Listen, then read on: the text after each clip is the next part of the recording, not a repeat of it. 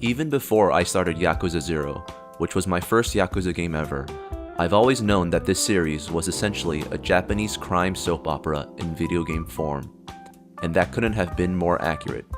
The saga of Kiryu, Majima, and their interactions with Japan's criminal underworld is rife with all the melodrama and twists you would want from a story like this.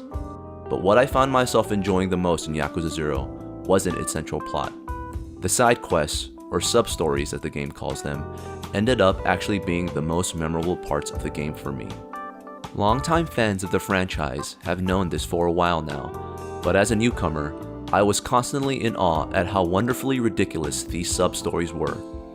Of course, the main narrative has its share of preposterous moments, like the time a shirtless crime boss drove at me full speed on a motorcycle in a sewer. But it was remarkable how consistently the sub-stories were noteworthy and interesting, when it's very common for side quests in games to be throwaway missions that are bland and tedious. The sub-stories exhibit a level of goofiness, referential humor, and downright absurdity that's not as prevalent in the main missions. After all, for all the ludicrous events in the main story, it's still a crime story that takes itself very seriously. On the other hand, the side quests are often light-hearted endeavors that have Kiryu or Majima help the quirky NPCs of Yakuza 0's world deal with the crazy predicaments they find themselves mired in. They're all delightful activities that bring some levity to what is otherwise a pretty dire story. There's one in which you have to help a band of do-gooders be more badass. There's another one in which you have to help a dominatrix be more dominating. And another one in which you have a dance-off with Michael Jackson. Miracle Johnson. Awesome. I don't want to turn this into a list in which I simply rattle off my favorite sub-stories, but I just wanted to illustrate the wide breadth of silliness these side quests encompass. The difference in tones between the central narrative and the sub-stories could not be more starkly different, but Yakuza 0 should be commended for how well it treads this fine line. I think one of the biggest reasons the game is able to pull this off is because Kiryu and Majima react to the insanity of these sub-stories like how any normal, rational person would. In the beginning, they're playing the part of the everyman and thinking, what the heck am I doing in this kind of situation? But by the end, they're totally invested into the outcome and are 100% committed into helping solve these characters' problems. It's also very apparent that the localization team exercised their creative chops far more in the sub-stories than the main story.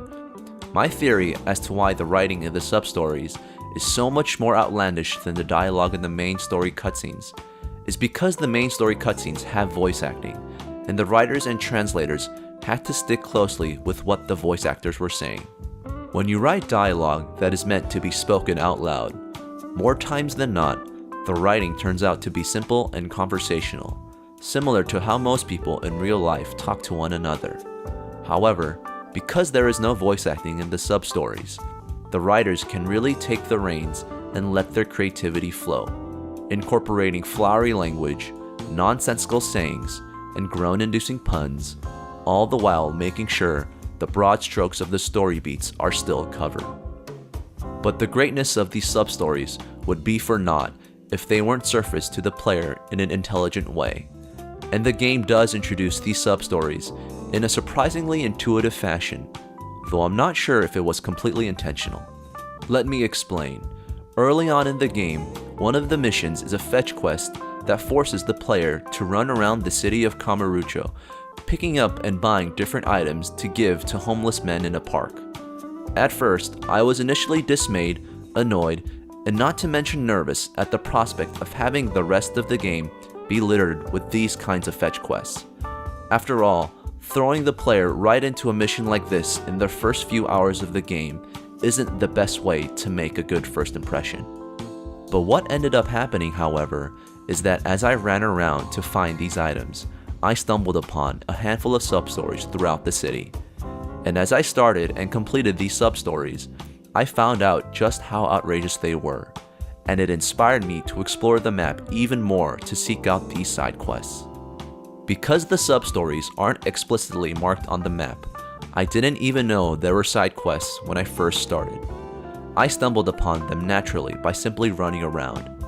You can get an item later on in the game that does reveal the location of all the side quests, but before that item was available, this was the way I was introduced to these side quests, and I was impressed that a fetch quest type mission, as annoying as those can be, serves such a smart purpose.